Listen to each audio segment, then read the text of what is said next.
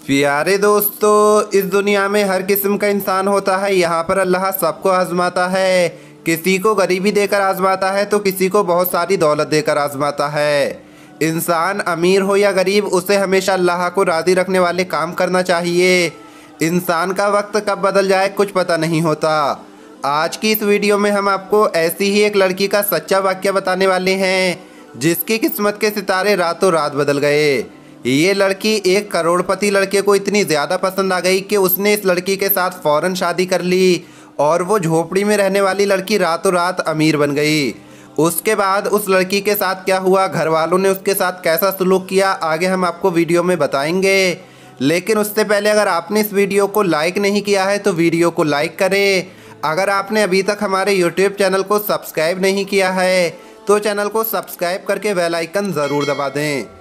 तो चलिए वीडियो शुरू करते हैं। कहते हैं कि जोड़े आसमानों पर बनते हैं, किसकी शादी किसके साथ होगी ये पहले ही तय हो चुका है और इस बात को सच साबित कर दिखाया है शाइस्ता और आसिफ की शादी ने।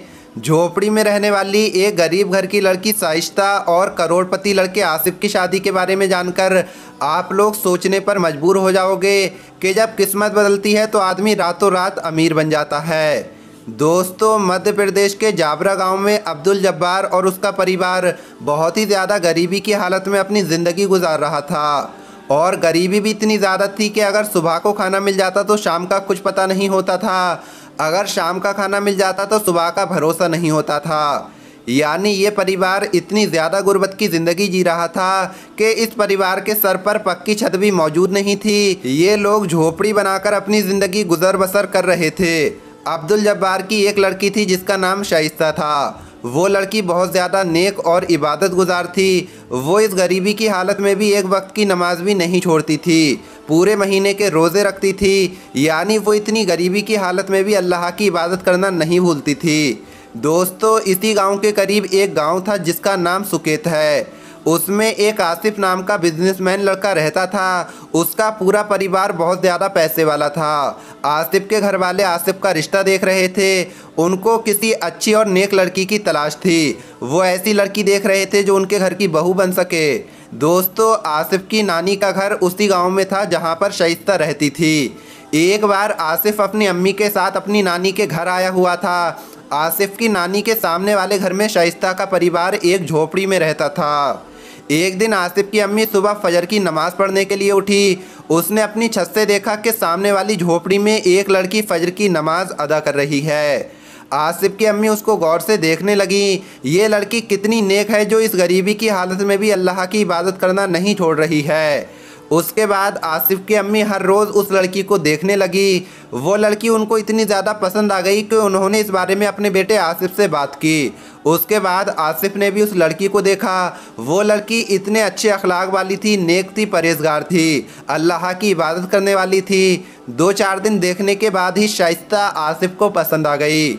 उसके बाद आसिफ की माँ ने घर के बाकी लोगों को इस बारे में बता दिया कि मैंने आसिफ के लिए एक लड़की पसंद कर ली है। वैसे तो वो लोग बहुत ज़्यादा गरीब हैं, वो गरीब घर की बेटी है, मगर उसके अखलाक बहुत अच्छे हैं। जब आसिफ के घर वालों ने उस लड़की को देखा, उनको भी शाइस्ता पसंद आ गई।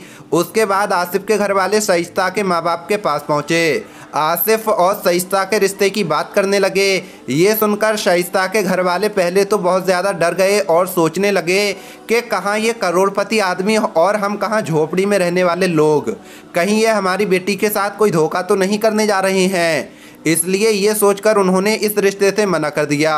उसके बाद आसिफ के घर वालों ने उन्हें सब कुछ बता दिया कि उनके पास दौलत की कोई कमी नहीं है, अल्लाह का दिया हुआ उनके पास सब कुछ है। उन्होंने अपने आसिफ के लिए एक ऐसी बहू देखनी है जो नेक हो, अल्लाह की इबादत करने वाली हो।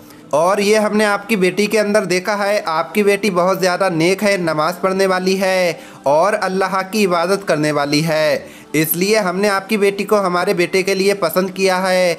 दोस्तों, शाइस्ता की माँ ने बताया, जब आसिफ की अम्मी हमारे घर पहली बार रिश्ते के बारे में बात करने आई तो हम लोग बहुत ज़्यादा डर गए, क्योंकि हमें पता था आसिफ और उनके बाप आरिफ खान बहुत बड़े कारोबारी हैं। उनके ठाट बाट देखकर हमने उनसे रिश्ते के लिए ना कर दिया था। हमने सोचा आप इतने अमीर हो और हमारी तो झोपड़ियाँ बनी हुई हैं, मैं सिलाई का काम करके अपने घर का गुजारा करती हूँ, ऐसे में हमारा रिश्ता कैसे होगा। ये सुनकर आसिफ के माँ बाप ने कहा, हमें शाइस्ता पसंद है और हमें कुछ भी नहीं चाहिए। हम आपकी बेटी को अपनी बेटी बनाकर रखेंगे, उसको किसी भी चीज़ की कोई कमी नहीं होने देंगे।